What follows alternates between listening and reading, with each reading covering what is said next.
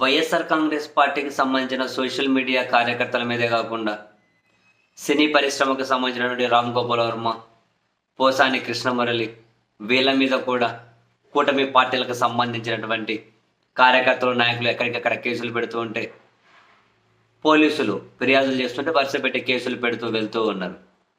So Posani Krishna Murali గారి మీద అయితే ఇప్పటికే ఒక తెలుగుదేశం పార్టీ టీవీ ఛానల్ యజమానిని తిట్టారని చెప్పి ఆ రిపోర్టర్లు, విలేకరులు, మరో తెలుగుదేశం పార్టీ టీవీ ఛానల్ పత్రికకు సంబంధించిన యజమానిని తిట్టారని చెప్పి ఆ రిపోర్టర్లు, విలేకరులు, చంద్రబాబు గారిని, లోకేష్ గారిని తిట్టారు అని చెప్పి ఆ పార్టీ అభిమానులు, కార్యకర్తలు, ఇంకో పార్టీకి సంబంధించినటువంటి అతన్ని తిట్టారు అని చెప్పి ఆ సినిమా హీరో పాలిటీషియన్కి సంబంధించినటువంటి ఆయన అభిమానులు, వాళ్ళ ఫ్యాన్స్, వాళ్ళ కార్యకర్తలు వరుస పెట్టి చాలా చోట్ల ఫిర్యాదులు చేశారు, కేసులు పెట్టారు.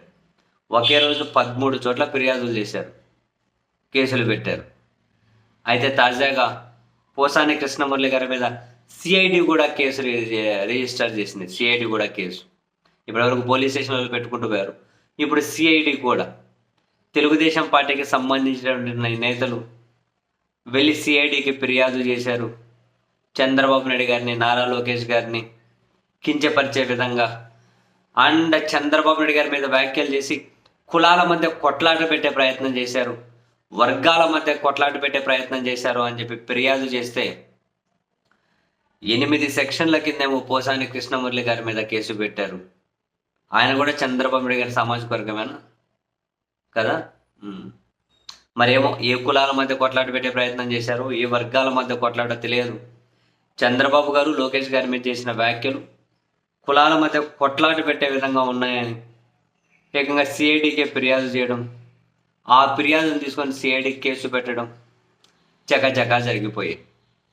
సో ఇప్పటికే ఈ చివరిన అనంతపురం నుంచి ఆ చివరిన శ్రీకాకుళం వరకు పోసాని కృష్ణమురళి గారి మీద చాలా కేసులే ఉన్నాయి, ఫైల్ చేశారు ఇప్పుడే ఈ 4-5 రోజుల్లోనే.